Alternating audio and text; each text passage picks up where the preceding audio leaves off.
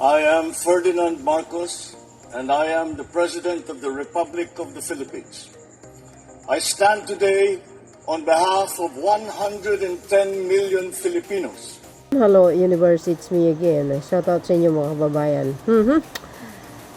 Ang dalawang Remulyas. Kasi balita, sabi nila, ng mga anti-government.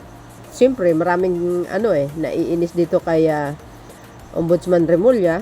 Ang pinalabas nila ay na-hospital, mga kababayan.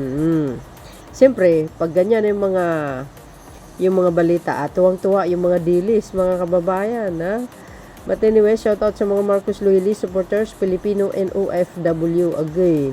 Basahin po natin, Ito po ay paglilinaw ng nakakabatang kapatid na si DILG Secretary Remulla, mga kababayan. Ano ba ang totoong nangyayari? Bakit binairal ng mga anti-government itong ombudsman natin? Ito po, para kompleto, detalyado. December, hindi mali. Lagi ako nagkakamali sa date. January 2, 2026. Ito yung sinabi. Sabi dito ng Abanti, mga kababayan, Ombudsman Remulla hindi na ospital. Sabi po ni Secretary John Vic Remulla. Ayan. Ang bilis talaga magpakalat ng maling impormasyon itong mga salot sa lipunan. Alam po natin, mainit ang mata nila kay Ombudsman Remulla. Sabi dito, tuloy mga kababayan, para kompleto, detalyado, agay. Sabi dito,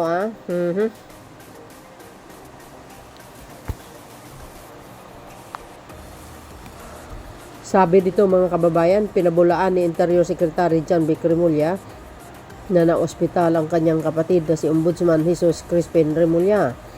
Ayon kay Secretary John Vic, naglalaro ng golf nitong Biyernes ng umaga, Enero 2, si Ombudsman Remulla. We are having a breakfast tomorrow, dagdag niya ayon sa ulat ng Inquirer. Ito ay matapos kumalat sa social media ang mga post tungkol umano sa pagkaka-ospital ni Ombudsman Remulla. Ayan malinaw, mismo ang kapatid na nagsabi na walang katotohanan yung mga balita na na-hospital ang ombudsman. Galing talaga magpapakalat ng fake news yung mga salot, Kaya nga, lagi tayo nakabantay kukontrahin nga natin. Diba mga bes? So malinaw, ngayon, na hindi po na-hospital ang ombudsman. Mismo na kapatid ang nagsasalita. Ayan na nga, pinabulaanan ni Interior Secretary John Vic Remulla na ospital ang kanyang kapatid na si Ombudsman Jesus Remulla, Crispin Remulla. Ghost! Kayo talaga, mapanira kayo talaga sa kapwa. Dapat kasi, pag once na nag-akusa kayo, dapat may sapat na ebidensya.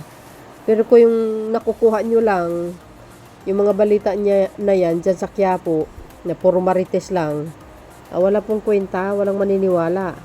So, itong ibang mga nagpo-post naman na mga fan page na naglalabas ng mga report o mga balita sa social media, mali-mali din. 'Di ba? Yung iba ginagaslight, dagdag, yung iba naman binabawasan. Walang tumpak na post ng mga ginagawa nila, lalo na pag anti-government. Naku po, asahan mo yan, puro fake news ang pinagagawa nila. Ayan Ombudsman Boying Remulla, hindi na ospital.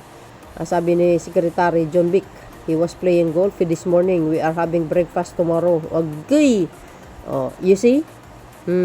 Kapatid na mismo ang nagsabi na hindi po na ospital ang ombudsman.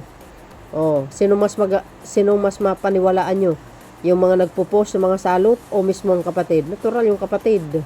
Okay, masyadong maniwala dito sa mga salot sa lipunan. Walang ginawa yan kundi manira ng manira. Totoo yan. Grabe.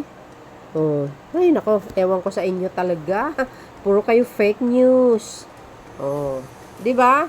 Research nyo yan kung hindi kayo maniwala, mga dilis. para satisfied kayo sa mga pinagkakalat nyo ng fake news. Alam po natin na si Ombudsman Remulla, ano naman yan kagaling niya sa operasyon pero 1 year ago na. Di ba? Kaya fit to work and malusog naman siya. Healthy naman. Kaya maraming galit dyan lalo na mga dilis. Naku po, talaga naman. So yun mga kababayan, ito paglilinaw lang hindi po na ospital si Ombudsman Remulla. Mismo kapatid ang nagsabi. Thank you guys for watching. See you again on my next upload. Bye bye bye and baboos. God bless Philippines.